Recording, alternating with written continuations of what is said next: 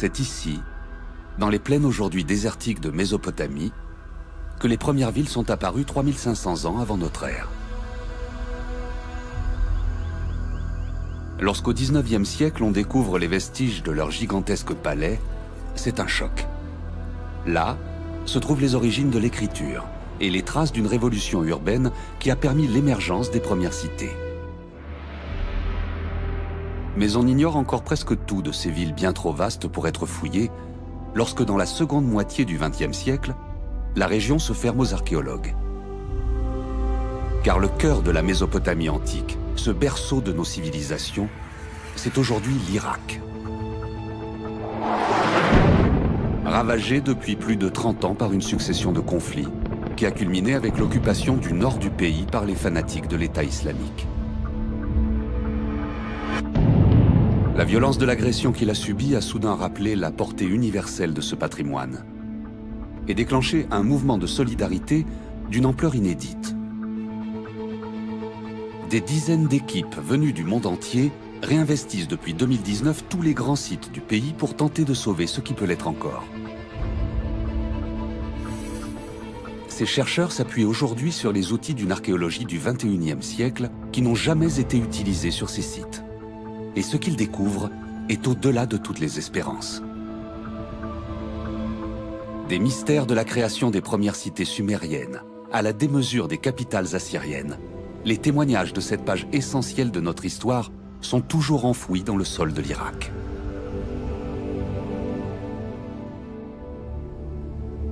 Après des décennies de silence, et dans la fièvre d'un pays en pleine reconstruction, les cités mésopotamiennes recommencent aujourd'hui à livrer leurs secrets.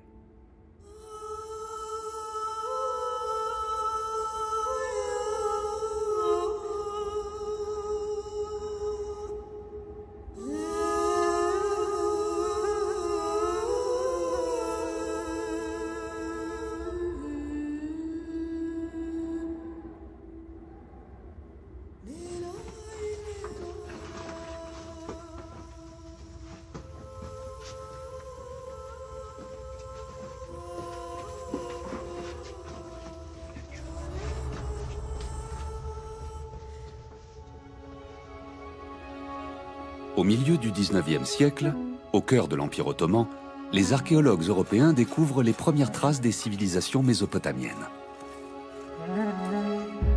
Elles fascinent les visiteurs des musées de Paris, Londres ou Berlin. Sur les rives du Tigre et de l'Euphrate, les sites de dizaines de villes, bien plus anciennes que celles des Grecs ou des Romains, sont peu à peu identifiés. Leur exploration révèle les vestiges de gigantesques palais et temples bâtis en briques crues. Et des dizaines de milliers de textes inscrits dans la plus ancienne écriture de l'humanité, le cunéiforme. Un chapitre totalement oublié de l'histoire humaine réapparaît soudain. Il y a plus de 5000 ans, dans le sud de la Mésopotamie, la civilisation sumérienne a donné naissance aux premières villes de l'humanité. Et avec elles sont apparus les premiers États, les premiers royaumes. 3000 ans plus tard, une autre civilisation, celle des Assyriens, y bâtissait de gigantesques capitales fortifiées, les premières mégapoles du monde. C'est l'une des dernières civilisations mésopotamiennes à occuper la région avant son invasion par les Perses. Originaires de la cité d'Achour, au nord de la Mésopotamie, les rois assyriens ont dominé pendant près de 5 siècles l'ensemble du croissant fertile et constitué le premier véritable empire que la terre ait porté.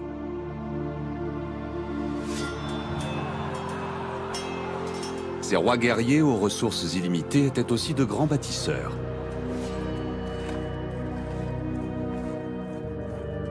En moins de 3 siècles, ils ont doté leur empire de 3 nouvelles capitales successives. Kalkou, Dur-Sharrukin et Ninive, les plus grandes villes du monde à leur époque. Ces sites légendaires sont tous situés dans le nord de l'Irak, autour de la ville moderne de Mossoul, plusieurs fois meurtrie au cours de l'histoire récente. En 2004, lors de la Seconde Guerre du Golfe, puis de 2014 à 2017, lorsque l'État islamique en a fait sa capitale en Irak. Elle a alors été l'épicentre de nombreuses atrocités, dont les destructions qui ont scandalisé la communauté internationale.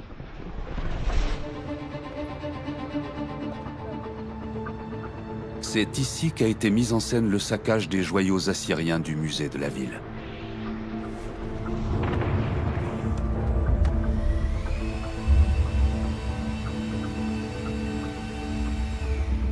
Dès la libération de Mossoul en 2017, l'équipe de ce musée s'est engagée dans une entreprise inimaginable. La reconstitution de 5 statues monumentales, détruites à l'explosif, puis au marteau-piqueur, avant le départ des terroristes. Nous luttons avec le temps. Nous faisons tout notre possible pour remonter le temps, pour reconstituer ces pièces, les ramener à la vie et redonner vie à ce sublime musée.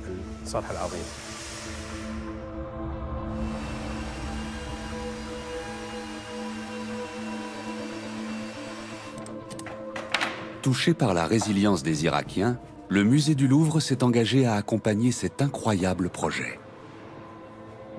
C'était symboliquement fondamental de ne pas laisser penser qu'on pouvait détruire impunément des œuvres plurimillénaires et qu'on en reste là. Daniel Ibled dirige l'équipe de spécialistes envoyés sur le terrain.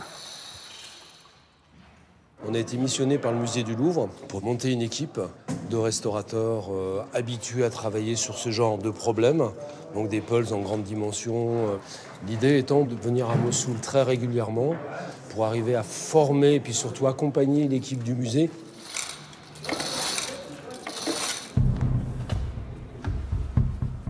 C'est de l'albâtre gypseux, c'est une pierre qui est assez tendre, qui casse de façon assez irrégulière. Donc qui nous pose énormément de problèmes au niveau du réassemblage. Mais pour les Irakiens, ce travail de reconstruction est avant tout une œuvre de mémoire, un legs pour l'avenir. Leur choix, que je comprends, est de dire que c'est précisément une restauration symbolique et qu'il est donc très important de garder trace de ce qui leur est arrivé. Donc, nous aurons, dans le musée de Mossoul rouvert, des œuvres qui seront structurellement reformées, mais pas jusqu'à masquer leurs blessures.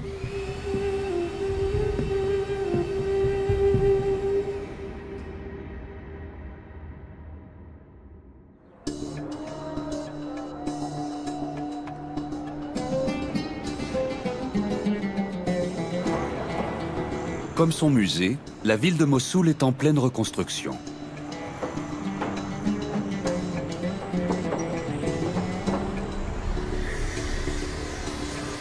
C'est dans ce contexte frénétique que l'équipe italo-irakienne de Niccolò Marchetti de l'Université de Bologne a été une des premières à répondre à l'appel des autorités du patrimoine irakien pour intervenir juste en face de la vieille ville de Mossoul, sur le site de l'antique Ninive.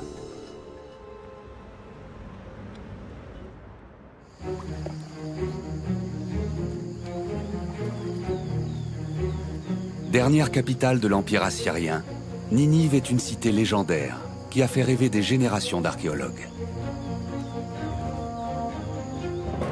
En 1847, sous la principale colline du site, le Britannique Austen Henry Layard a découvert les ruines d'un gigantesque palais. Ses murs étaient ornés de 3 km de frises en bas-relief, illustrant les conquêtes du roi Sennachérib, qui a dirigé l'Empire assyrien autour de 700 avant Jésus-Christ.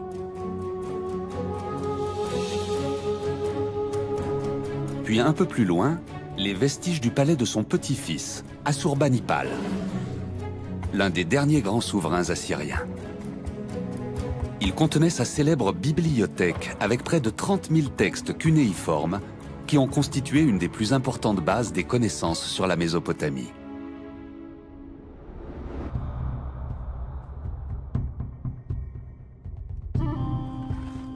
Pendant près d'un siècle, les archéologues vont régulièrement venir fouiller cette citadelle et enrichir les musées de leurs trouvailles.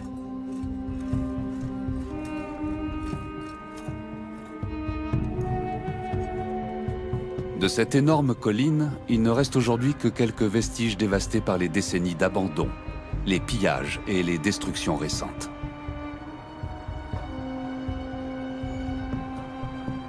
Mais elle ne représente en réalité qu'une infime partie du site. Car Ninive est une cité très ancienne dont le roi Sennachérib a multiplié par 4 la superficie lorsqu'il en a fait sa capitale. Les ruines de son rempart de 12 km de long délimitent aujourd'hui un site de plus de 7 km² encore en grande partie inexploré. Mais une terrible menace pèse aujourd'hui sur ce site exceptionnel. Au XIXe siècle, lors de sa découverte, il était isolé sur la rive orientale du Tigre, en face de Mossoul. Au cours des dernières décennies, la ville moderne s'est développée autour de lui et a même déjà pénétré à l'intérieur, en condamnant définitivement près d'un tiers. Ce qui reste du site de Ninive est l'unique espace non construit au cœur d'une ville de 4 millions d'habitants, dont près de 900 000 se sont retrouvés sans domicile à l'issue de la guerre. J'avais rêvé, un peu comme tout le monde, de venir fouiller Ninive. Mais je l'imaginais comme elle était au XIXe siècle. Aujourd'hui, c'est une expérience postmoderne. Travailler au cœur d'une ville en ébullition, qui vous confronte chaque jour à des problèmes immédiats très difficiles à résoudre, c'est très prenant. Mais c'est aussi pour ça que nous sommes là. Pour tenter de protéger le site de la pression de la ville moderne, Niccolo Marchetti et l'Université de Bologne ont proposé à l'Université de Mossoul, ainsi qu'aux autorités du patrimoine et de la ville, d'unir leurs forces autour d'un ambitieux projet, faire du site un parc archéologique qui pourrait constituer un important pôle d'attraction touristique pour Mossoul.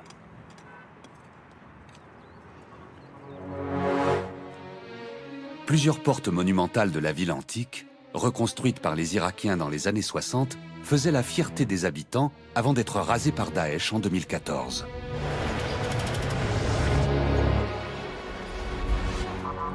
Afin de faire accepter le projet de parc par la population, c'est par la restauration de l'une de ces portes que l'équipe commence ses travaux en 2018. La porte Hadad, du nom du dieu du tonnerre des Assyriens. Pour débuter cette fouille d'un genre particulier, la plus grande grue de Mossoul est réquisitionnée afin de dégager les dalles de béton de la reconstruction moderne écroulée sur les restes de la porte assyrienne. Une fois déblayé l'amoncellement de terre et de gravats, une excellente surprise attend les archéologues. L'arche de briques crues de 10 mètres de haut par laquelle le roi Sennachérib pénétrait dans sa capitale est toujours debout.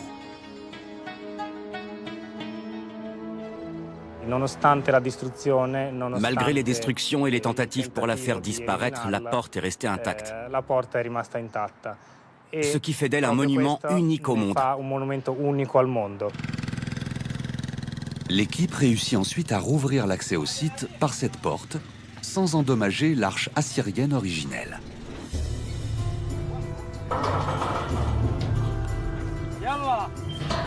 La porte Hadad restaurée et son arche unique au monde constitueront en plein cœur de Mossoul l'entrée du futur parc archéologique de Ninive. À l'intérieur du bâtiment, la fouille a mis au jour une série de dalles dressées ou orthostates qui bordaient les murs. Leur étude a révélé la présence d'inscriptions qui, après 3000 ans, font résonner à nouveau les mots du roi bâtisseur. Toutes ces dalles portent une inscription, mais au verso, parce qu'elle était destinée aux dieux, pas aux hommes. Cette inscription dit « Moi, Sennachérib, roi d'Assyrie, roi des 4 parties du monde, j'ai bâti les remparts de Ninive et je les ai nommés « Terreur de mes ennemis ».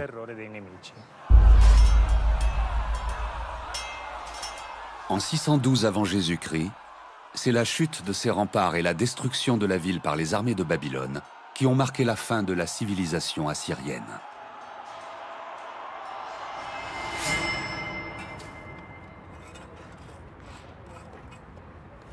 Un peu plus loin sur ce rempart, les travaux engagés sur une seconde porte révèlent un magnifique ouvrage encore totalement inconnu. Un large canal en pierre de taille qui traversait de part en part cette muraille de plus de 30 mètres de large pour faire entrer l'eau dans la ville.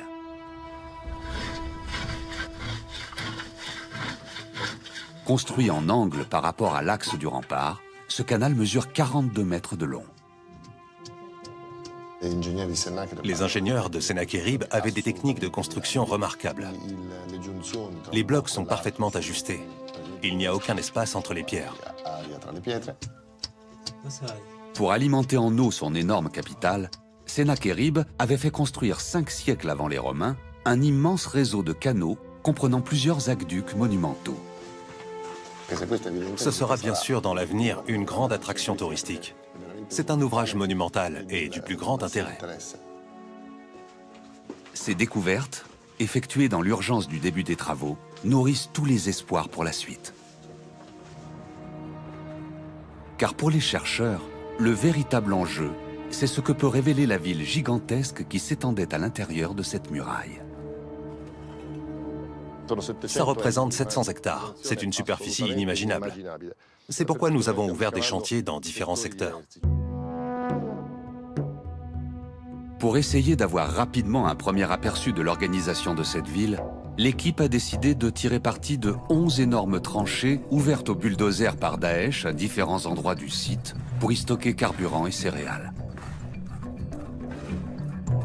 Près de la porte Haddad, 3 d'entre elles présentaient des indices de la présence de constructions juste sous la surface. On avait vu dans la section de la tranchée des traces de sol carrelé, de murs et de cloisons.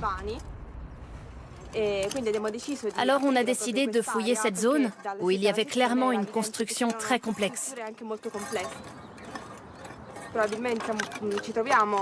On doit se trouver ici dans la partie domestique d'un bâtiment de dimension monumentale.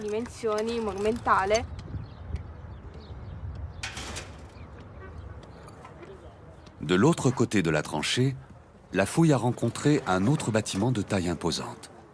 Proche de la porte de la ville, composé de nombreuses pièces, il s'agit sans doute d'un édifice public. Et il a très vite livré une trouvaille exceptionnelle. Nous avons découvert dans cette zone ici, et puis également ici, et dans cette partie aussi, une énorme quantité de tablettes.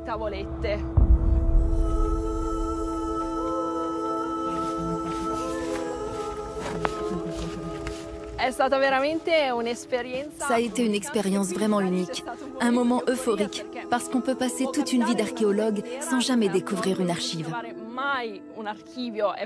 Ça n'arrive vraiment pas tous les jours. Alors une bibliothèque, c'était vraiment bouleversant.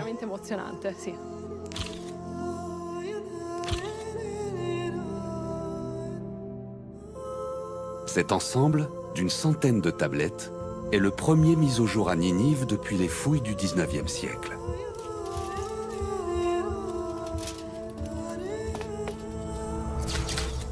Et la nature de ces documents est, elle aussi, inhabituelle. Ce ne sont pas des documents administratifs, mais des textes savants, littéraires, religieux, magiques. Le plus extraordinaire est que la plupart ne sont pas des copies, mais des textes uniques, nouveaux, composés dans les dernières années de l'Empire assyrien. Tous ces textes originaux sont actuellement en cours d'étude. Mais de nouvelles trouvailles donnent déjà des indices sur la nature du bâtiment où ils ont été retrouvés. Aujourd'hui, nous pensons que cet endroit était un scriptorium, comme ceux des monastères médiévaux, le lieu où on venait concrètement graver les tablettes. Et ça aussi, c'est une découverte unique. Chaque nouveau chantier est une fenêtre qui s'ouvre sur cette gigantesque cité du premier millénaire. Dans l'angle nord-est du site, l'extension de 2 autres tranchées éclaire soudain d'un jour nouveau une vaste zone sans aucun relief, traditionnellement considérée comme un secteur de jardin ou de verger de la ville antique.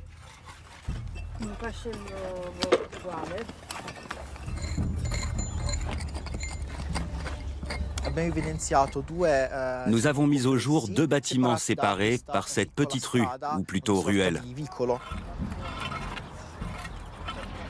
Ce sont des structures d'habitat domestique et d'artisanat. On peut voir ces trigoles et ces banquettes qui suggèrent une production domestique.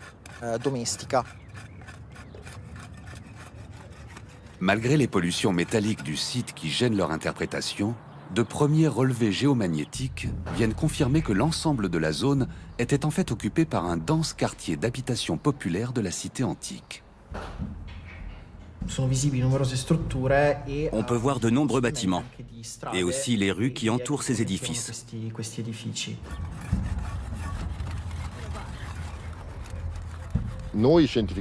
Sur le plan scientifique, nous récoltons une quantité incroyable de données. Jusqu'à présent, on ne connaissait que les palais de la citadelle. On commence maintenant à avoir une idée de l'organisation de la ville. Au gré de l'avancement des travaux, c'est toute la structure de la cité de Sennacherib qui se dévoile peu à peu, tout en livrant parfois de premières visions fugaces du quotidien de ses habitants. Sous une couche de cendres due à l'incendie du bâtiment lors de la chute de la ville, l'équipe de Claudia a découvert cette année une série de petits objets précieux. Peut-être perdus par des habitants qui tentaient de s'enfuir pour échapper aux armées de Babylone. C'est une statuette qui représente un démon, Pazuzu. C'est sans doute l'incendie qui a permis sa conservation.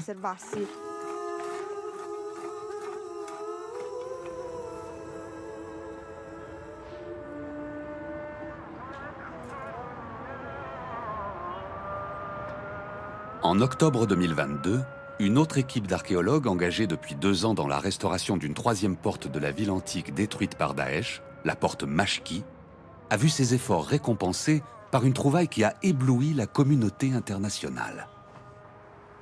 Le travail de restauration est essentiel à la relance du tourisme en Irak. Mais surtout, nous sommes là pour défendre la mémoire culturelle, la diversité culturelle et la liberté d'expression. C'est ce que Daesh cherchait à détruire ici, et nous luttons contre ces tentatives de nettoyage culturel. En dégageant une pièce encore inconnue, dans laquelle ils pensaient rencontrer l'escalier menant sur le rempart, ils ont retrouvé l'émotion des premiers explorateurs du 19e siècle. On fouillait en descendant depuis la surface, et on a rencontré le haut de ces dalles qu'on pensait identiques à celles qui sont dans le hall, et qui n'ont aucune décoration. Mais en creusant plus, avec le bon éclairage, on a aperçu sur plusieurs dalles ces motifs qui représentent un décor de montagne. On a d'abord pensé que c'était notre imagination. Mais en dégageant la couche datant de la destruction en 612 avant Jésus-Christ, Omar a trouvé les 2 arcs de ses archers, et puis la main, le bras, et son regard s'est embrasé. Il m'a appelé et on a vu que ces bas-reliefs étaient comme neufs.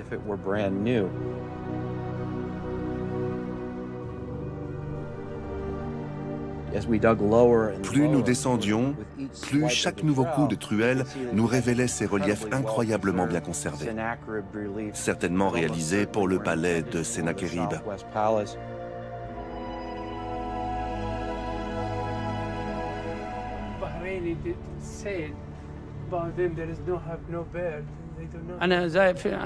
J'ai visité le British Museum quand je faisais mes études en Grande-Bretagne. J'y ai vu des bas-reliefs, mais de loin, parce qu'il y avait une alarme électrique. Et je ne pouvais pas m'approcher. Maintenant, je peux m'asseoir juste devant et les toucher avec ma main. Ce que je ressens, il n'y a pas de mots pour le décrire.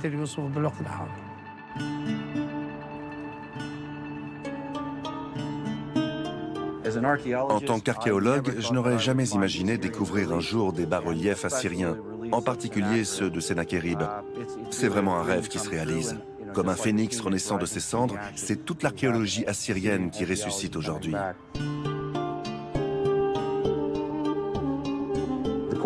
La véritable question maintenant, c'est qu'allons-nous trouver dans la pièce qui est plus au sud?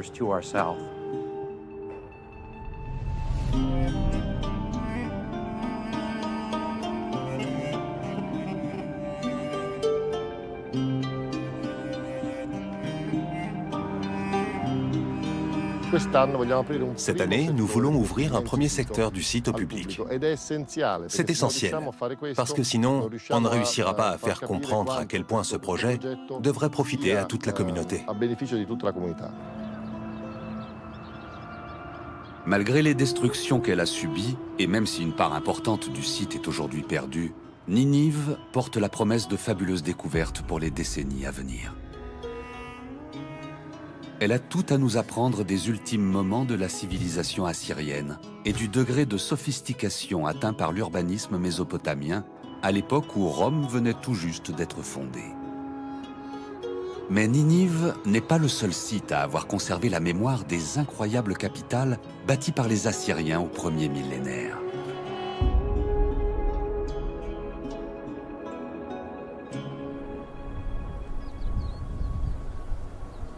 À peine 15 km au nord-est de Mossoul, un autre joyau de ce patrimoine bénéficie lui aussi de ce grand retour des archéologues en Mésopotamie. Situé pratiquement à la frontière du Kurdistan, sur les terres du village de Khorsabad, Dur Sharoukine est le premier site assyrien découvert au XIXe siècle. Les consuls de France à Mossoul, Paul-Émile Botta et Victor Place, y ont mis au jour les vestiges d'un énorme palais remarquablement conservé. Lorsque les taureaux à tête humaine et les génies ailés qui protégeaient ces portes monumentales ont été exposés au musée du Louvre, ils ont suscité un enthousiasme extraordinaire.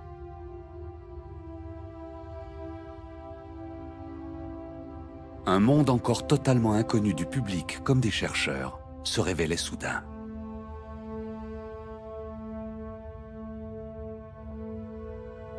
C'est le noyau initial de la collection d'antiquités orientales du musée du Louvre. C'est le début de l'archéologie mésopotamienne, plus largement de l'archéologie orientale. C'est grâce à ces vestiges et aux inscriptions qu'ils portent que l'on va, en 10 ans à peine, déchiffrer l'assyrien. Ces textes nous ont appris que Dur Sharoukine était une cité unique en son genre, née du rêve du roi Sargon II, le père de Sennachérib. Une gigantesque ville nouvelle qu'il fait bâtir en 707 avant Jésus-Christ pour en faire la capitale de l'empire qu'il est en train de conquérir. Cette cité idéale, conçue pour être le centre d'un monde dirigé par les Assyriens, est érigée en seulement 10 ans, en faisant appel aux ressources de toutes les provinces de l'Empire.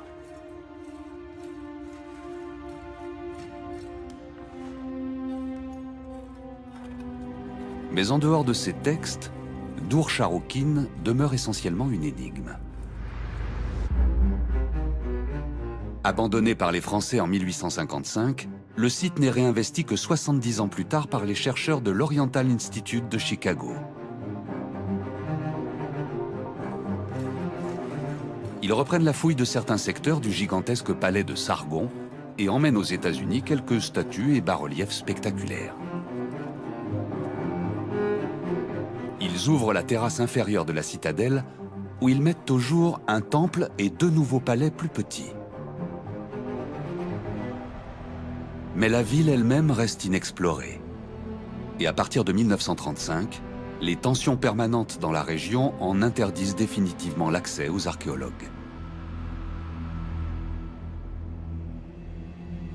En 2014, son occupation par l'État islamique, juste sur la ligne de front qui les sépare des Peshmerga kurdes, le replace soudain au centre de l'attention.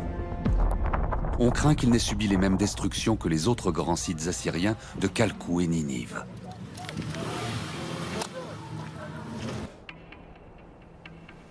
En décembre 2015, en envoyant un drone depuis les positions des Peshmerga, une équipe spécialisée dans la conservation numérique de sites patrimoniaux parvient à effectuer un survol de Khorsabad.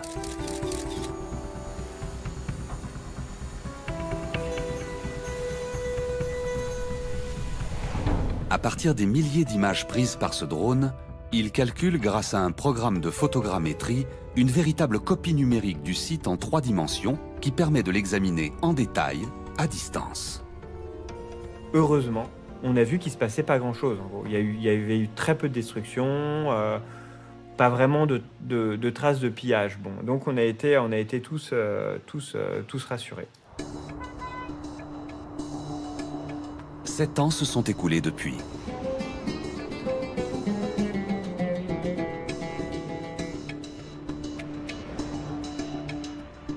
L'équipe franco-allemande, dirigée par Pascal Butterlin, a répondu à l'appel des autorités du patrimoine irakien dès 2019. Mais il lui a fallu patienter 3 ans avant de pouvoir accéder au site dans des conditions de sécurité raisonnables. Et pour ces mêmes raisons, cette première mission ne pourra encore durer que 5 jours. Là, on l'espère, la paix revient et c'est un symbole par excellence de pouvoir précisément contribuer au rétablissement de cette paix à travers la mise en valeur d'un site qui pourrait être consensuel, justement. S'il n'a pas vraiment subi de dommages lors de son occupation par l'État islamique, c'est d'abord parce qu'au terme de près d'1 siècle d'abandon, le site est difficilement lisible. Les champs cultivés du village s'étendent sur la plus grande partie de ces 300 hectares. Et aucun des monuments découverts par le passé n'est visible sur la colline de la citadelle. À la différence des monuments égyptiens construits en pierre, les bâtiments assyriens étaient d'énormes constructions de briques creues. Leurs murs ont en partie fondu dans l'Antiquité avant d'être protégés par leurs propres décombres et de former les principaux reliefs du paysage. Les parties mises au jour par les fouilles du passé et laissées sans protection, ont achevé de disparaître.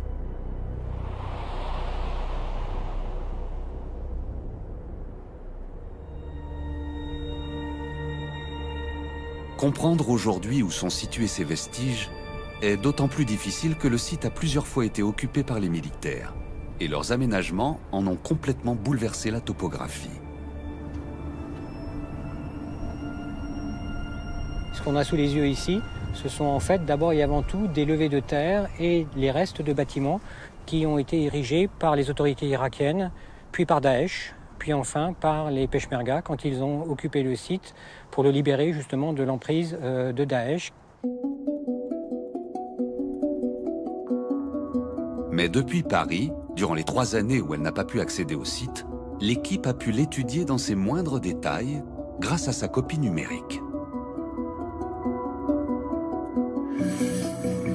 En utilisant un système d'information géographique, Mathilde Murat, spécialiste de l'archéologie des conflits récents, a repositionné sur les coordonnées GPS du modèle toute une série de vues satellites de la zone prises à différentes périodes. Elle a pu ainsi reconstituer l'histoire des occupations militaires du site et matérialiser sur le modèle les zones perturbées par l'aménagement au bulldozer de tranchées défensives. Au moment de l'avancée des troupes pour la récupération de Mossoul, on va avoir tout un système de fortification qui s'installe au sud du site archéologique de Khorsabad. Donc il y a la levée et puis derrière il y a la tranchée qu'on est allé voir sur le terrain. Là. Regardé, oui. Une grande partie de ces bouleversements a eu lieu sur la colline principale qui abrite le palais. Ils ont probablement endommagé les vestiges encore enfouis sous ces emplacements. J'ai fait cette vue un peu hybride où on voit bien les levées militaires ici qui coudent sur la ziggourate avec la position de tir ici.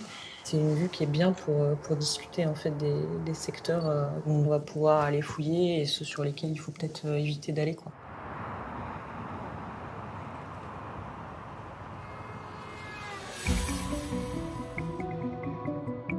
En utilisant le même système, Jean-Jacques Air a pu extraire de précieuses informations d'une photo aérienne de la Royal Air Force prise dans les années 40.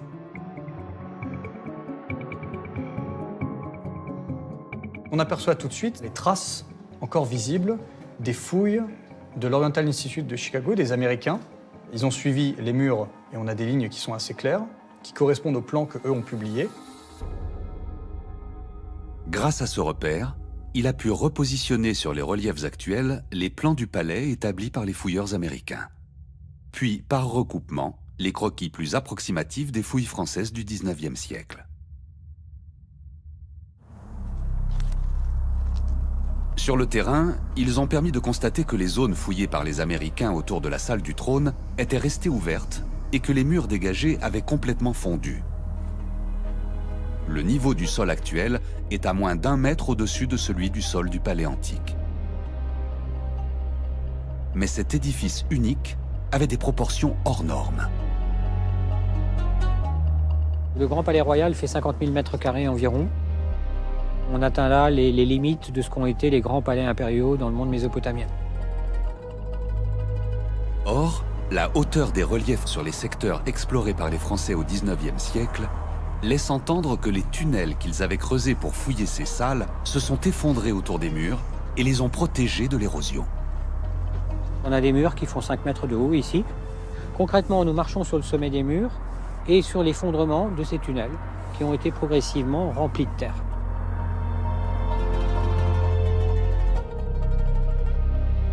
Juste sous la surface, de vastes parties du palais sont sans doute encore dans le même état de conservation que lors de leur découverte. Et certaines n'ont même probablement jamais été explorées.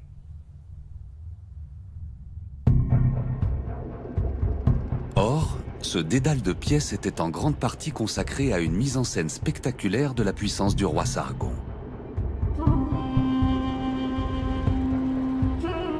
Les grands Lamassus et les génies ailés veillaient sur sa protection au seuil des portes. Et les murs de ces salles et de ces cours étaient décorés de bas-reliefs illustrant ses conquêtes. Au fur et à mesure que vous bougez, vous parcourez l'Empire. C'est toute l'histoire de Sargon qui se lit dans les différentes salles. Ça offre un magnifique terrain pour envisager de rouvrir la chose et ça permet par conséquent d'envisager tout un programme de restauration spécifique.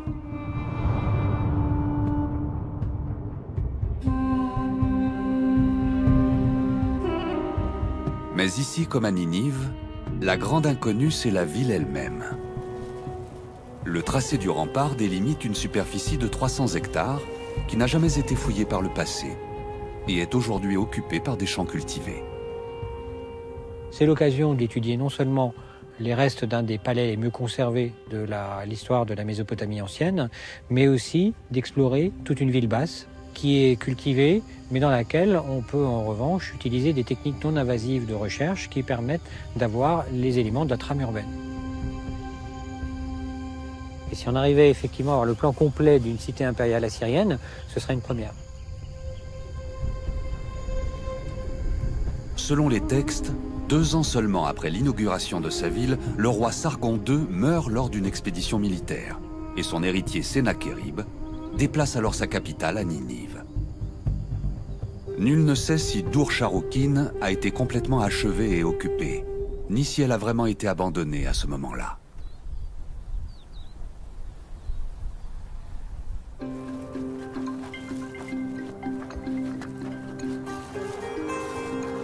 Pour tenter de répondre à ces questions, Jessica Giraud et Mathilde Murat commencent une analyse systématique des indices présents à la surface du site. Sur le modèle numérique, l'ensemble du périmètre a été quadrillé en carrés de 50 mètres de côté, tenant compte des différents reliefs repérés. Grâce aux coordonnées GPS, elle matérialise sur le terrain les limites de ces carrés et ramasse tous les tessons de poterie et objets rencontrés en surface.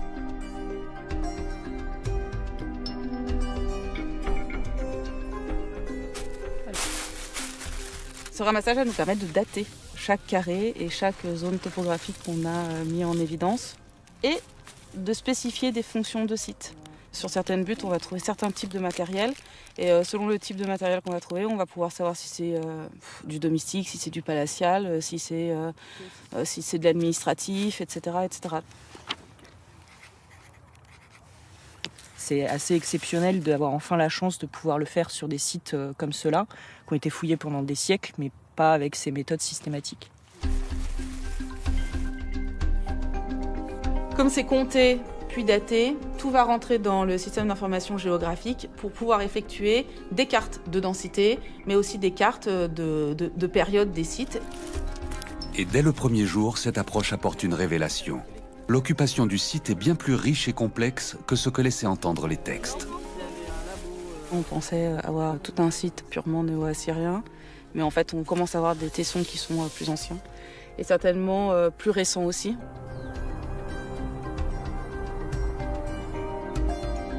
Nous savons maintenant que la ville a été bien bâtie, occupée et probablement occupée longuement. On le supputait, mais maintenant on en a la preuve. Pour tenter d'obtenir de premières indications sur la nature des bâtiments enfouis, Jörg Fassbinder de l'Université de Munich expérimente pour la première fois sur ce site la technique du relevé magnétique. Le magnétomètre peut permettre de détecter des structures souterraines, mais la profondeur à laquelle elles se trouvent et la nature des sédiments qui les recouvrent sont déterminants pour pouvoir interpréter ces relevés. Pour choisir les emplacements les plus prometteurs pour mener ces premiers essais, le modèle numérique a été mis à contribution. En retraitant ces couleurs en fonction de l'élévation, on obtient une image de la topographie qui met immédiatement en évidence une quantité de micro-reliefs imperceptibles à l'œil nu. L'équipe a finalement retenu une sorte de haut plateau, très éloigné du palais, qui pourrait abriter un quartier d'habitation de la ville basse, et une formation aux reliefs étranges, située en plein centre géométrique de la cité.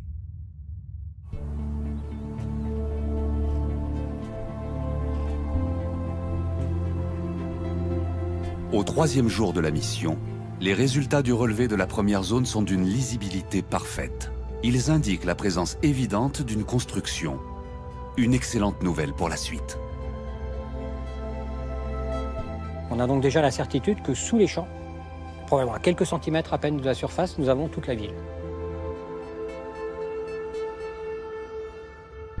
En revanche, la nature de la construction détectée est une véritable surprise. On est sur des résidences qui sont équivalentes à ce qui a été trouvé par les Américains dans ces régions-ci. Loin du quartier d'habitat attendu, il s'agit clairement d'un nouveau palais, semblable à ceux de la terrasse inférieure de la citadelle.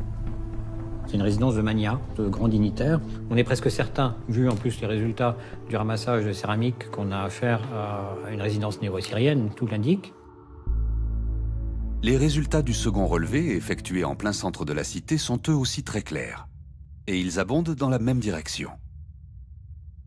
On a tous les éléments de ce qui pourrait être une grande porte monumentale. Et à se demander si on n'a pas là une sorte de, peut-être pas d'arc de triomphe, mais quelque chose qui serait une espèce de grand ensemble qui scandait ce qui peut avoir été une voie processionnelle. Ces premiers sondages suggèrent l'idée que la cité intramuros était peut-être entièrement monumentale. Une ville de palais, dans l'esprit de Pasargade ou Persépolis, les fabuleuses capitales que les Perses bâtiront plus de 3 siècles plus tard. Ils impliquent aussi que toute une partie de la ville de Dur-Sharrukin pourrait se trouver à l'extérieur des remparts.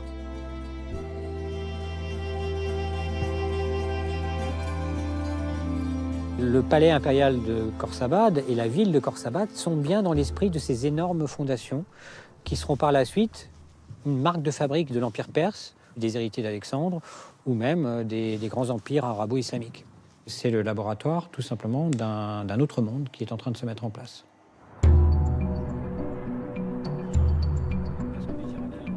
Ces premières découvertes, effectuées en seulement 5 jours, font déjà du site de Khorsabad un des plus prometteurs du patrimoine assyrien de l'Irak. Signe de l'énorme intérêt qu'il suscite aujourd'hui, l'ambassadeur de France est venu sur place discuter du projet proposé par Pascal Butterlin pour le protéger et le mettre en valeur. Le but, c'est en particulier de faire un parc archéologique. C'est un ensemble extraordinairement bien conservé, un environnement aussi, et l'objectif serait justement d'arriver à en faire à la fois une destination touristique, ça c'est certain, mais aussi un lieu de formation, en particulier pour les archéologues. Dur-Sharrukin et Ninive nous révèlent peu à peu qu'une nouvelle forme de ville est apparue en Mésopotamie au 1er millénaire avant Jésus-Christ. Des mégapoles richissimes et cosmopolites, conçues pour être le centre d'un monde dominé par les Assyriens.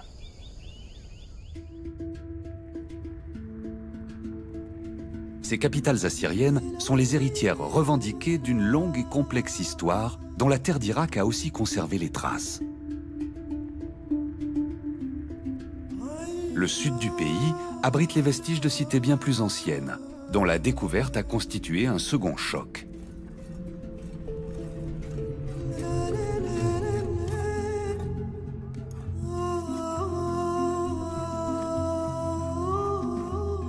Plus de 2000 ans avant que les Assyriens ne dominent la Mésopotamie, une autre civilisation, celle des Sumériens, avait déjà bâti des villes et utilisait l'écriture cunéiforme.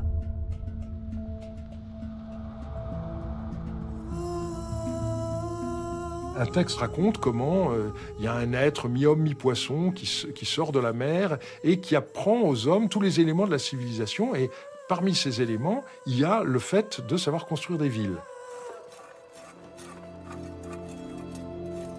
Il y a un palier qui se franchit tout à coup.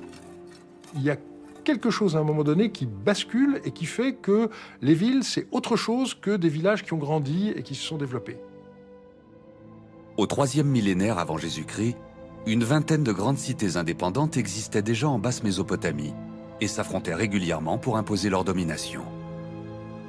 Akkad fut la première à contrôler l'ensemble de la région, puis tour à tour lui ont succédé Our, Isin, puis Larsa vers 1900 avant Jésus-Christ, et enfin la célèbre Babylone. Les vestiges de ces villes n'ont pas eu à subir les destructions de l'État islamique qui a été arrêté au nord de Bagdad. En revanche, dès les années 1990, la guerre Iran-Irak, puis les deux guerres du Golfe ont sinistré cette région et en ont chassé les archéologues, livrant les sites à l'abandon et au pillage.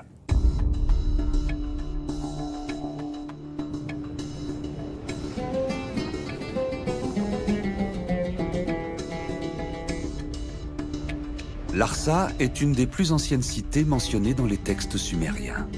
Elle s'est développée durant le IIIe millénaire et a connu son apogée autour de 2000 avant Jésus-Christ, lorsqu'elle a dominé l'ensemble du sud mésopotamien.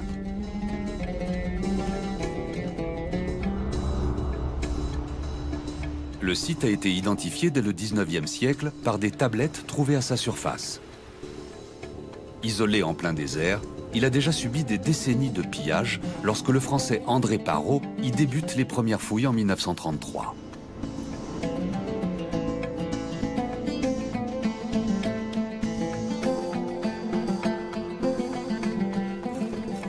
Il y découvre les vestiges d'une des portes de la ville et ceux d'un vaste palais. Les premiers objets qu'il rapporte au Louvre témoignent de la période d'apogée de Larsa, il y a plus de 4000 ans.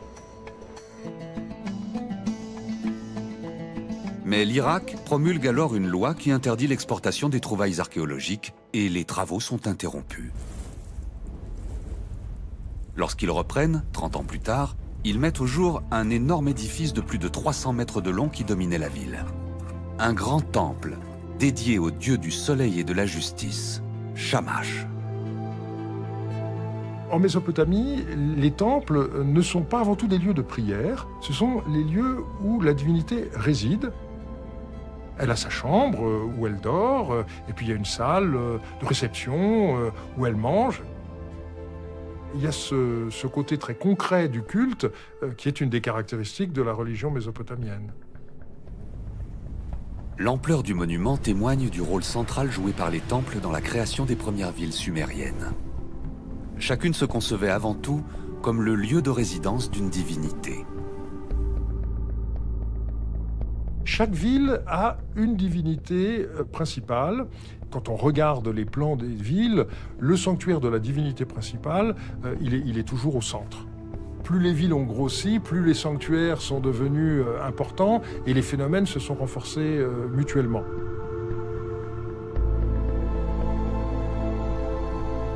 À Larsa, les fouilles se sont longtemps concentrées sur les différentes phases de la construction de cet énorme ensemble. Mais en 1985, la découverte d'une série de photographies aériennes prises par hasard 10 ans plus tôt a soudain ouvert la voie à une autre approche du site.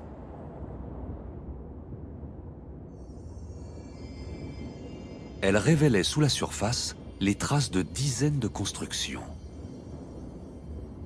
L'ébauche d'un plan du tissu urbain parcouru de grands axes qui semblaient structurer l'ensemble. Il y avait des grandes traces blanches qui sillonnaient une grande partie du site. Alors certains pensaient que c'était plutôt des grandes rues, des grandes avenues, et puis d'autres peut-être des canaux. Mais bref, il n'y avait aucune preuve d'aucune sorte qui permettait de trancher. Le basculement de la région dans la guerre a laissé toutes ces questions en suspens. Et Larsa est resté à l'abandon pendant 30 ans.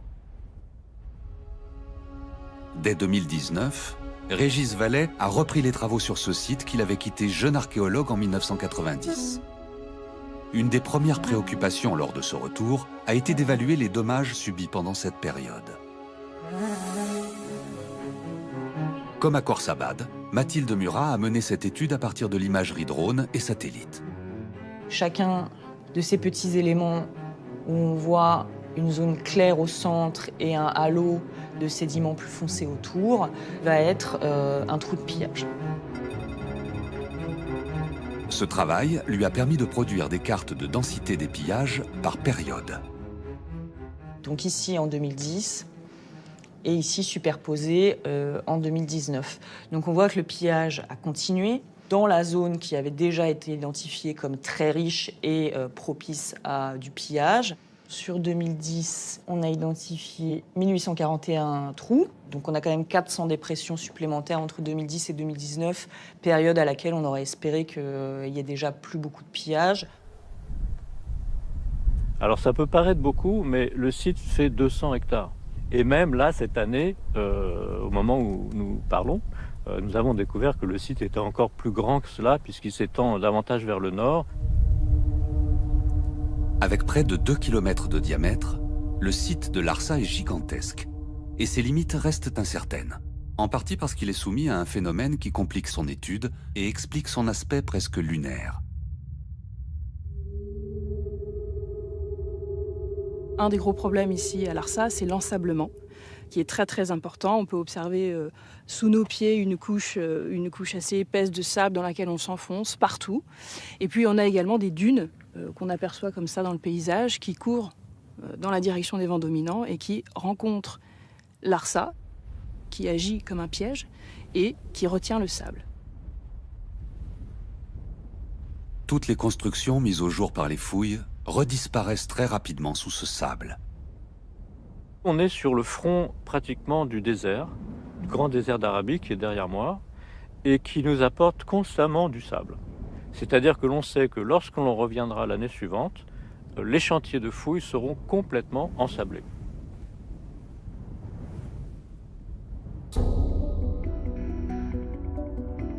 Dans ce contexte particulier, l'analyse des différentes sources d'imagerie disponibles aujourd'hui a joué un rôle fondamental. Elle a immédiatement révélé un grand nombre de nouveaux indices sur l'organisation du tissu urbain de Larsa. Sur les images Corona ou Hexagone un peu plus parlantes, il y a un certain nombre de signatures qui sautent aux yeux. Toutes ces traces ou signatures ont été étudiées en détail et les hypothèses auxquelles elles donnaient lieu ont été matérialisées graphiquement sur les cartes. Voilà, donc des bâtiments, des éléments de rue potentiellement, et ici le mur d'enceinte. Ce mur d'enceinte était jusqu'à présent demeuré une des plus grandes énigmes de Larsa. Ces remparts sont très bien attestés dans les données historiques, dans les textes de l'époque, mais on n'en voyait pratiquement aucune trace sur le site, ce qui était quand même assez surprenant. Une série de relevés géomagnétiques effectués par Lionel Darras a permis de compléter ce que suggérait l'imagerie, afin d'obtenir pour la première fois une image du tracé de l'enceinte de la cité du second millénaire. Donc il faut imaginer un mur qui pouvait avoir 30 mètres de large et plus de 15 mètres d'élévation. Donc c'est vraiment un ouvrage absolument colossal qui a mobilisé certainement la plus grande partie de la population pendant des mois et des mois.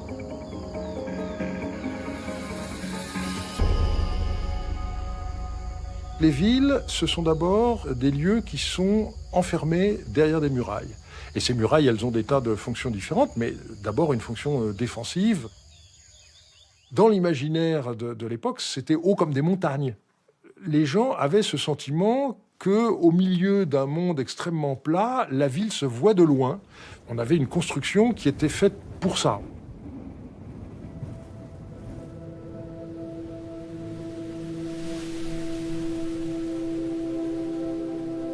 Cette enceinte va rester jusqu'à la chute de la ville en 1763, qui est prise d'assaut par le roi de Babylone, Hammurabi, qui rase immédiatement après toute l'enceinte, ce qui est d'ailleurs une des raisons pour lesquelles elles sont quasi invisibles sur le site.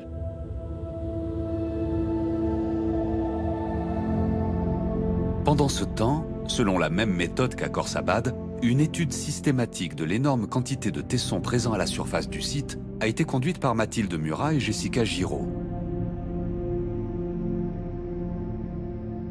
Et les cartes établies à partir de ces données ont apporté de premières révélations sur l'organisation de la ville en quartiers distincts.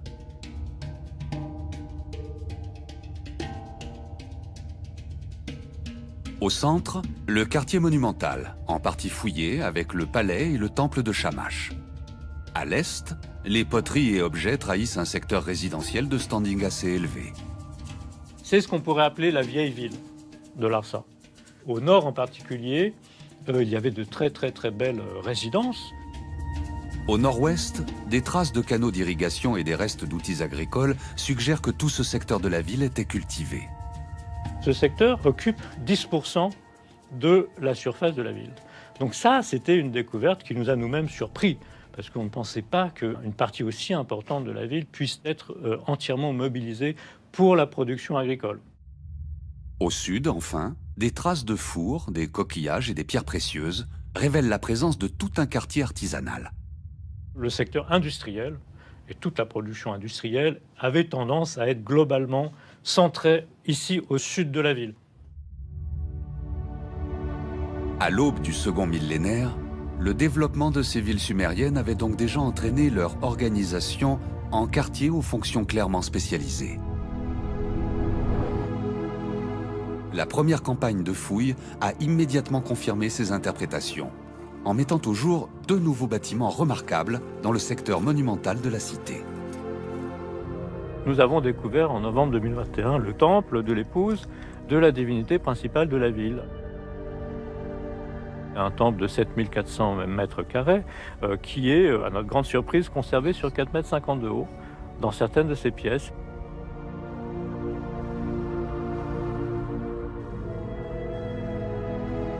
Un peu plus loin, au nord de ce temple, ils ont mis au jour une vaste résidence de 1500 mètres carrés distribuée autour d'une cour monumentale.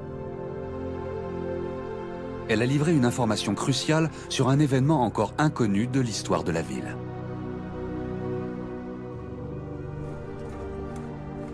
On a eu la chance de trouver un coffre en bois qui contenait des tablettes par plusieurs dizaines et qui ont été violemment détruites, et l'ensemble du bâtiment a été détruit par un incendie.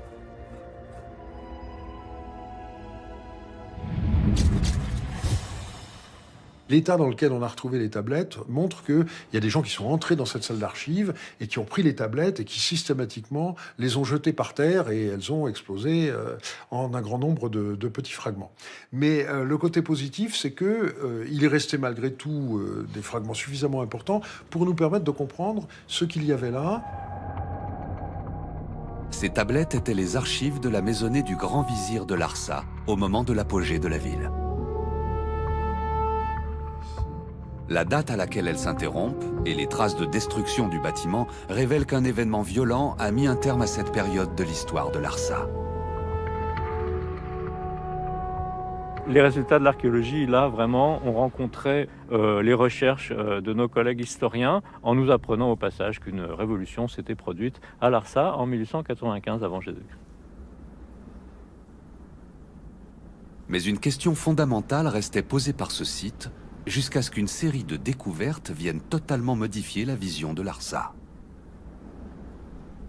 La grande question, c'est comment, au second millénaire, ici, on a pu aboutir à des formations urbaines aussi importantes, sachant que, sous ces latitudes, la disponibilité quotidienne en eau, en volume suffisant, est vitale et fondamentale. Le premier indice est venu de l'étude géophysique de la porte monumentale de la ville, fouillée dans les années 30 par André Parrot. Cette structure s'étendait beaucoup plus loin vers l'intérieur de la ville, vers l'ouest, sur presque 90 mètres de longueur. Il n'est pas du tout une porte ordinaire, mais un véritable fortin construit à cheval sur le rempart. Pour quelle raison est-ce qu'on a investi autant militairement dans ce secteur des remparts et à cet endroit? La géophysique a, une fois de plus, là aussi, apporté la réponse en révélant à 80 mètres plus au nord une autre structure composée de 2 grandes piles en briques cuites de 40 mètres de large chacune. Et à travers cette structure, on a identifié le tracé d'un grand canal qui rentrait dans la ville à cet endroit-là. En mesurant, grâce à des relevés géomagnétiques et tomographiques, les dimensions de ce canal, ils ont compris qu'il s'agissait de la principale arrivée d'eau dans la ville et que le fortin de la porte Parrot protégeait cet ouvrage essentiel.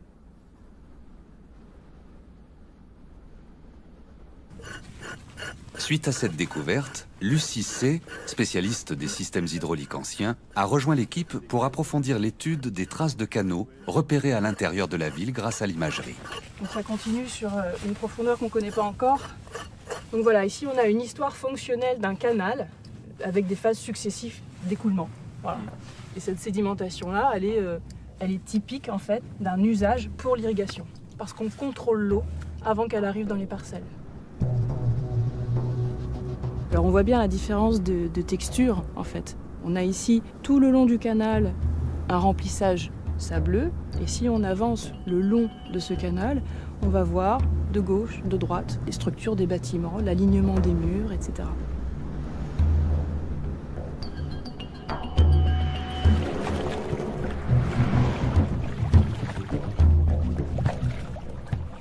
C'est la première fois que la totalité du réseau hydrographique d'une ville mésopotamienne du second millénaire est cartographiée. Et il dépasse de très loin tout ce qu'on aurait pu imaginer. La densité du réseau, l'abondance des très grands canaux, jusqu'à 20 mètres de large, a été une surprise. Bon, des collègues, en discutant, m'ont dit « Mais tu penses que tu as trouvé Venise au milieu de l'Irak ?» On n'en est pas là, mais pas si loin. L'ensemble de ce réseau était alimenté par un canal de plus de 60 km de long qui acheminait l'eau du Tigre jusqu'aux portes de la ville. Un ouvrage dont la construction était mentionnée dans des textes découverts à Larsa. Dans un premier temps, l'eau de la ville de Larsa venait de l'Euphrate. Et puis on voit qu'à un moment donné, ça ne suffit plus. Et c'est au milieu du 19e siècle, le roi Sinidinam qui dit puisque l'eau de l'Euphrate ne suffit plus, il faut dériver de l'eau depuis le Tigre. La maîtrise dont faisaient preuve les ingénieurs de Larsa est impressionnante, car c'est le calibrage très précis de ce canal qui lui permettait de s'élever depuis la plaine jusqu'à la ville et d'y circuler malgré les dénivelés. Plusieurs kilomètres à l'amont, il a un gabarit de plus de 20 mètres. Quand il arrive à proximité de la ville, il n'a plus qu'un gabarit de 5 mètres. Et ça augmente sa vitesse pour pouvoir gravir les quelques mètres qui séparent la plaine de la ville. L'artère, on voit qu'elle va augmenter progressivement son gabarit, circuler sur la périphérie de la ville, tout en franchissant plusieurs mètres d'altitude, et va revenir comme ça au centre de la ville, en divisant en quelque sorte la ville en deux. On a de nombreuses connexions qui permettent d'approvisionner les différents quartiers, les différentes zones de la ville. Et une autre étude menée par Maureen Ledoaré a permis d'établir que tout ce réseau était lui-même connecté à d'autres canaux déjà repérés à l'échelle de la région. Au sud-ouest de la ville se trouvaient de grands canaux qui reliaient Larsa à Uruk, qui est exactement à 25 km de Larsa. Uruk, Eridu, Larsa, les plus anciennes villes de l'humanité, étaient au début du 2e millénaire reliées entre elles par tout un réseau hydraulique complexe. On a énormément de mentions de bateaux qui servent à transporter le grain après la récolte, par exemple. On a aussi des textes qui nous montrent que les divinités circulent elles aussi en bateau. L'ampleur de ces aménagements suggère qu'ils ont dû jouer un rôle essentiel dans le développement de ces villes au cours du 3e millénaire. À peine 50 km à l'est de Larsa, un autre site fascinant a conservé les traces de l'essor de ces premières cités sumériennes.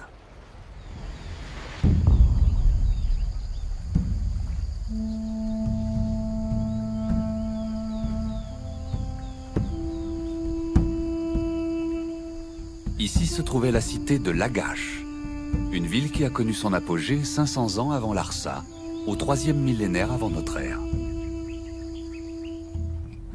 Ce que les archéologues y découvrent aujourd'hui propose un nouveau récit de la naissance des premières villes.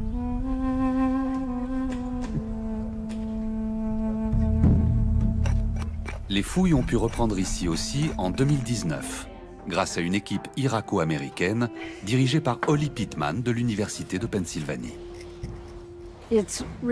C'est un des plus grands sites, sinon le plus grand, au 3e millénaire avant Jésus-Christ, dans le sud de la Mésopotamie. 4 km de long pour 2 km de large. Lagash était elle aussi reliée par un grand canal aux villes de Guirsou et Nigin, distantes de quelques kilomètres. Ensemble, ces 3 villes formaient un royaume mentionné dans les textes comme un des plus riches du pays de Sumer.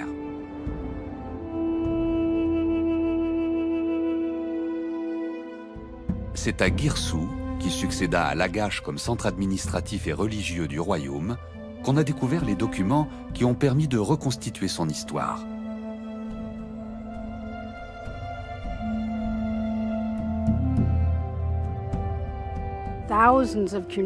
Les milliers de tablettes cunéiformes trouvées à Guirsou nous ont tout appris des rois et des reines de Lagash, de l'économie de Lagash.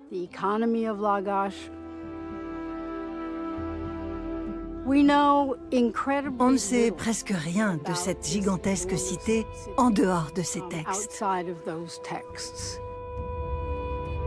D'après ces textes, la cité de Lagash se serait développée très rapidement au début du 3e millénaire et aurait été abandonnée 7 siècles plus tard, lorsque le royaume est conquis par une alliance de cités de l'ouest de Sumer. Aucune nouvelle construction n'a donc recouvert les vestiges de cette période ancienne, pratiquement inaccessible sur les autres sites sumériens dont l'occupation s'est poursuivie pendant des milliers d'années.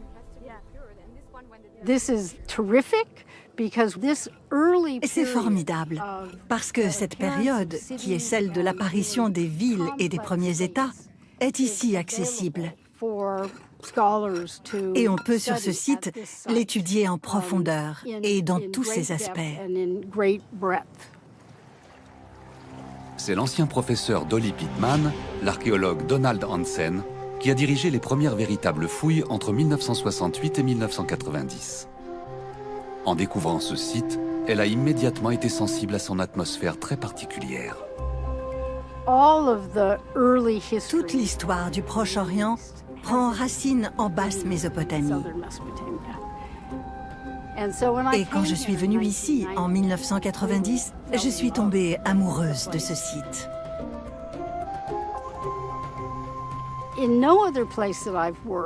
Dans aucun autre endroit où j'ai travaillé, je n'ai rencontré des habitants qui étaient autant connectés, physiquement, spirituellement, émotionnellement, avec l'Antiquité.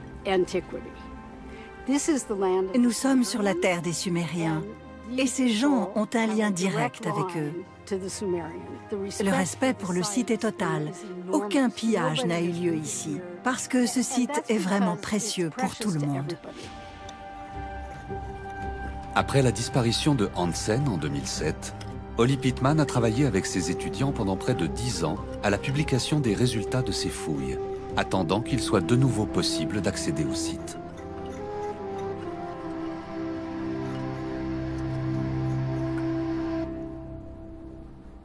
Pour exploiter le plus complètement son potentiel unique, l'équipe a fait le choix d'une approche globale et pluridisciplinaire. Nous voulons comprendre ce site dans toutes ses dimensions. Et nous revenons sur le terrain avec des technologies qui sont aujourd'hui assez puissantes et abordables pour nous permettre d'y parvenir ici.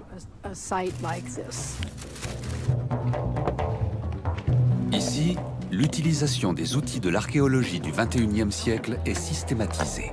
Tout le monde y est formé.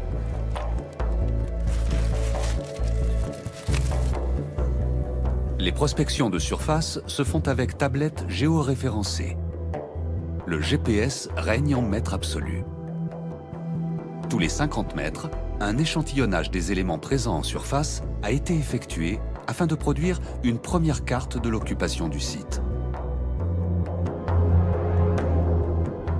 Ces 700 hectares ont pu être couverts en un temps record grâce à la motivation de l'équipe d'ouvriers formés sur place et associés à la fouille. Voilà le résultat de 2 saisons de prospection. Ils ont couvert 60% du site au printemps, aimé l'expérience et demandé à revenir à l'automne pour le terminer. Cette carte a révélé une répartition très irrégulière du matériel archéologique à la surface du site. Et elle suggère une forme de ville inhabituelle. Pour tenter de comprendre son organisation, Paul Zimmermann multiplie les prises de vue aériennes grâce au drone.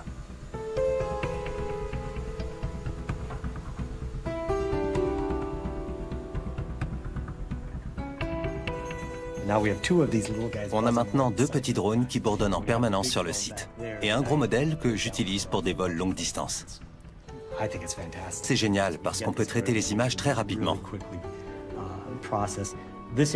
Sur cette zone, j'effectue le même plan de vol tous les 2 jours pour voir si des nouveautés apparaissent.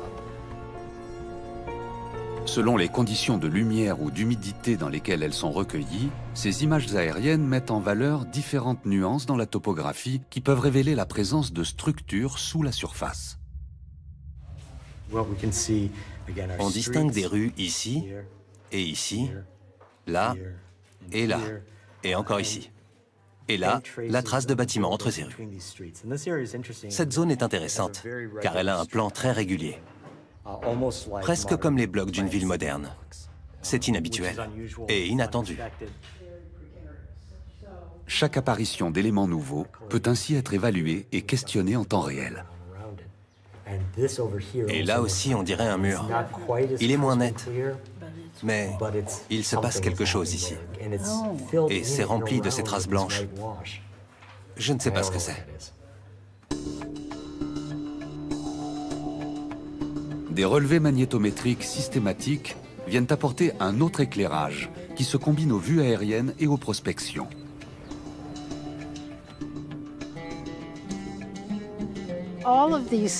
Tous les sites de basse Mésopotamie sont très sensibles à la magnétométrie. Le défi pour nous aujourd'hui, c'est d'interpréter ces signaux révélés par le magnétomètre ou par l'imagerie aérienne. C'est toute une nouvelle grammaire visuelle que les archéologues apprennent peu à peu à maîtriser. On voit des fours, des routes, des bâtiments, ce qu'on pense être des canaux, et on tente de comprendre comment ils interagissent, s'ils sont contemporains ou pas. Ici, on voit cette grande artère qui parcourt tout le site, et elle croise 2 petites rues. Celle-ci traverse 2 de nos tranchées, et on l'a bien rencontrée en ouvrant la fouille. Ici. Sur la base de ces informations, un premier secteur a été retenu pour commencer les fouilles. Et sur ce chantier, toutes les étapes du travail sont sauvegardées en 3 dimensions, puis immédiatement archivées dans une gigantesque base de données. On fait une photogrammétrie à chaque nouvelle couche de la fouille. On peut ainsi utiliser ce modèle comme une copie numérique à l'échelle et faire ensuite toutes les mesures que l'on veut, les distances, les hauteurs, et garder une archive de tout ce qui a été fait sur le terrain. On peut alors approfondir notre analyse et d'autres chercheurs pourront à l'avenir l'étudier aussi et en tirer d'autres informations. C'est un véritable quartier industriel entièrement consacré à la poterie qui apparaît peu à peu. C'est la première fois que les archéologues rencontrent au 3e millénaire des installations de cette taille.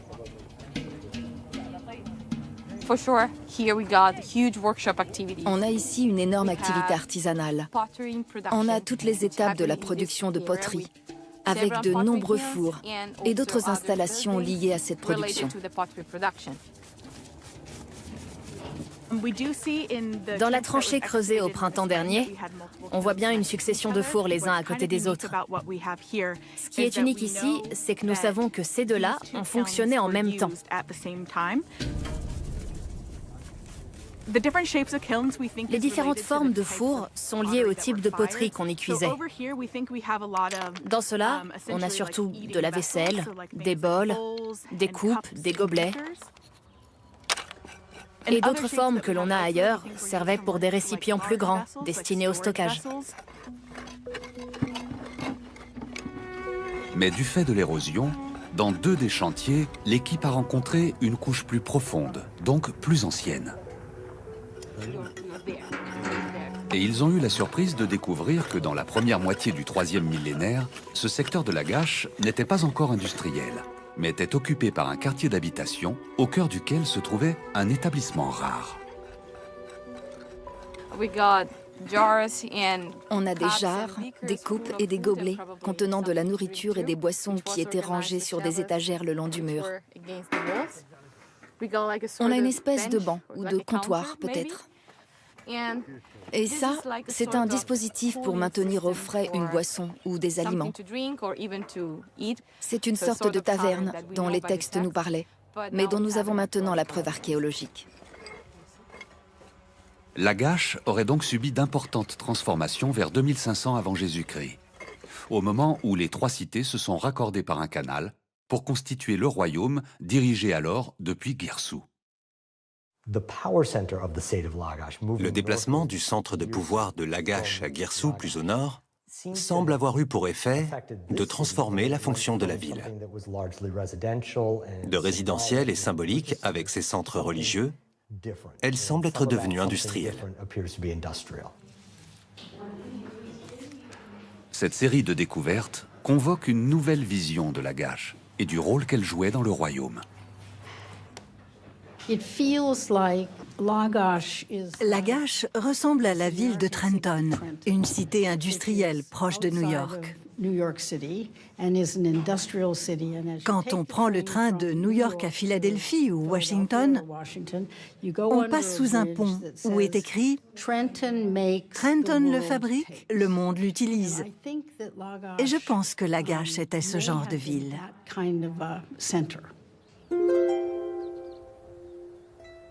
Mais c'est une autre particularité de ce site qui a mené à la découverte qui pourrait changer complètement la vision que nous avons de la naissance des villes.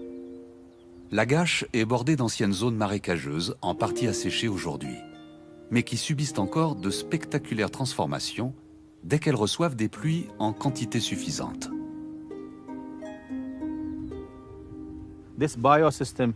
Cet écosystème change d'un jour à l'autre. Dès qu'il y a assez d'eau, tout se transforme.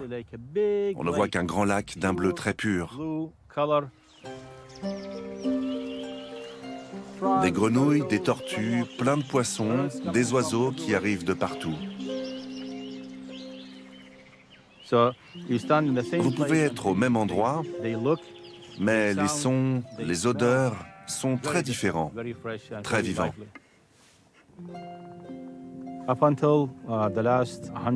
Jusqu'à il y a une centaine d'années, les marécages s'étendaient aussi au sud et le site de Lagash était vraiment une île.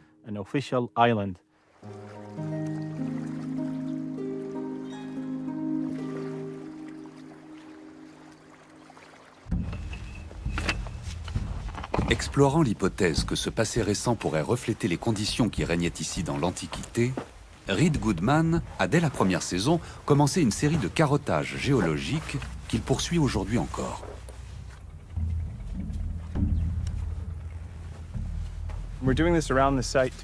On sonde différents endroits du site pour comprendre ce qu'était l'environnement de la cité antique. Est-ce qu'on a du limon? Est-ce qu'on a des argiles? Du sable? La couleur peut nous dire si c'était un marais ou une terre agricole.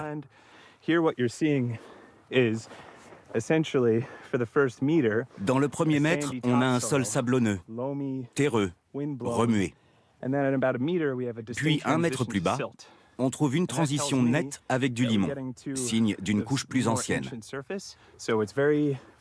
Et classiquement, quand on a ces sables noirs et limoneux, c'est un marais. Suite à ces premiers résultats, une simulation d'inondation a été réalisée à partir de la topographie actuelle du site. Elle a permis de comprendre immédiatement la forme de la ville, révélée par les prospections de surface. Ici, on a trouvé en surface une grande quantité de coquillages qui vivent dans les marais. Donc cette zone était régulièrement inondée.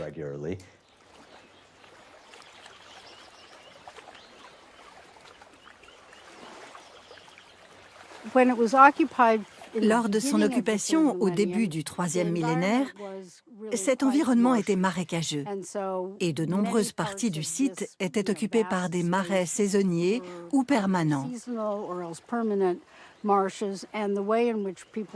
Dans cette ville, les gens devaient se déplacer autant en bateau qu'à pied ou sur des ânes.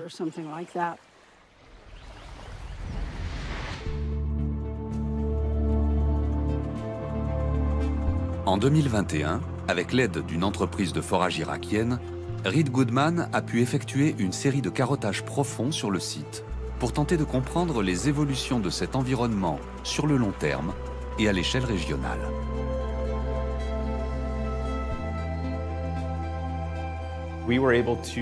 On a pu descendre à 25 mètres sous la surface, ce qui nous donne un carottage d'une qualité exceptionnelle. Il documente 25 000 ans de l'histoire de cet environnement et nous renseigne sur les évolutions de ce paysage.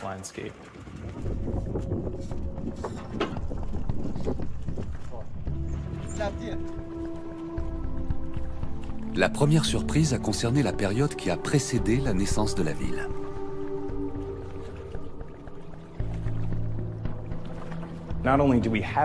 Nous avons les traces d'un environnement marin sur le site même. On voit que toute cette zone était une mer peu profonde jusqu'au 4e millénaire. Plus on avance dans ce 4e millénaire, plus on voit que cette mer se retire et libère de nouvelles terres cultivables. On voit alors les premières installations se multiplier dans toute la zone. L'environnement dans lequel la cité de Lagash s'est formée était donc celui d'un riche estuaire marin, où les marées soulevaient 2 fois par jour les eaux du Tigre et irriguaient ainsi naturellement les terres sur des centaines de kilomètres.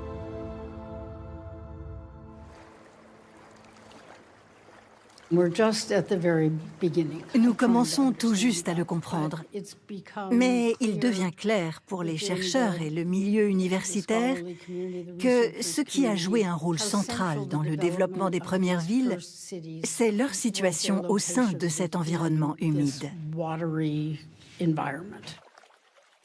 Mais au cours des siècles suivants, le retrait des eaux du Golfe s'est poursuivi et l'environnement de Lagash a de nouveau évolué.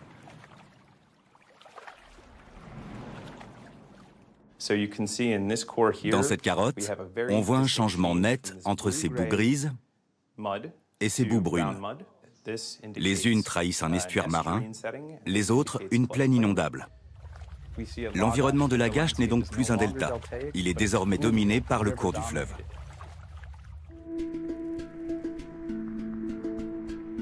Au cours du 3e millénaire, la perte du phénomène des marées a imposé la création de systèmes artificiels d'irrigation et le remplacement des voies de circulation naturelle du delta par la construction de canaux.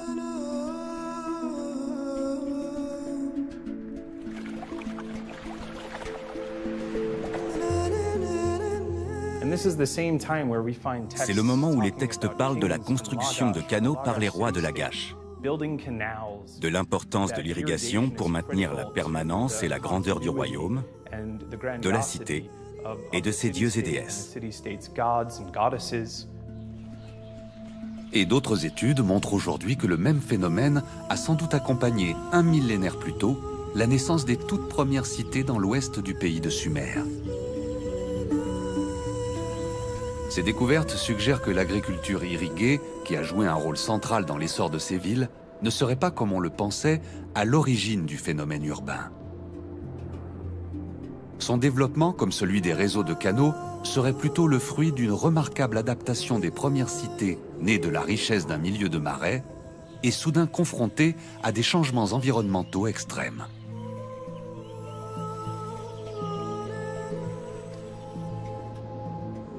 Et c'est le début d'une nouvelle façon d'envisager la naissance des villes dans cette région.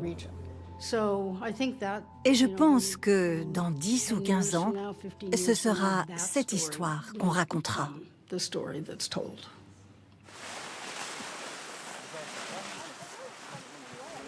Plus de 50 équipes d'archéologues de toutes les nations travaillent aujourd'hui en Irak en collaboration avec les autorités du patrimoine irakien.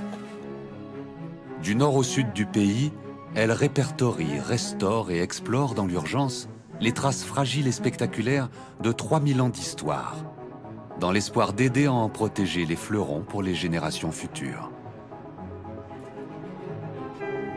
Pour l'identité nationale irakienne, l'archéologie a une importance fondamentale, pas seulement sur le plan scientifique et de la recherche, mais sur le plan identitaire, sur le plan culturel. C'est une des composantes de la reconstruction de l'Irak.